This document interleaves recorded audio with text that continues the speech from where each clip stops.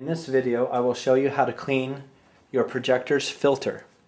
We encourage you to clean the projector filter monthly.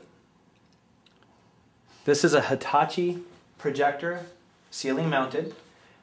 The filter is on the side. Please make sure that you use a step ladder to go up to the projector. There are two clips that you pull down and the filter tips out. To clean the filter, take it to a trash can or take it outside. This is the part that's on the outside of the projector. You want to tap this portion on the inside. You can see quite a bit of dust. Tap it until there's no more dust coming out. Replace the filter. Go back to your stepladder.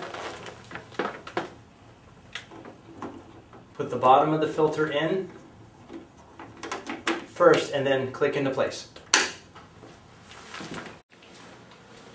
Here is an example of a projector that has a filter located above the lens. To remove it for cleaning, use a stepladder, reach above the lens, and slide the filter out. Take the filter to a trash can or outside and tap it to remove the dust. Continue tapping until there's no more dust coming out. When the filter is clean, put it back into the projector.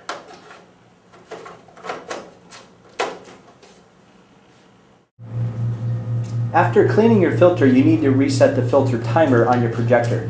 You could either use the projector's remote control, or you can go ahead and use the buttons on the projector itself. If you do that, make sure that you're using a ladder to access it. Press the menu button, and as you can see, I have filter time highlighted already. If it wasn't, you would want to use the arrows on your remote or on the projector. To access the filter time reset menu, you want to use the right arrow. As you can see, cancel is highlighted in yellow. You want to go ahead and go to OK. As you can see, I've already reset this once. Go to the right and it should now show 0 hours.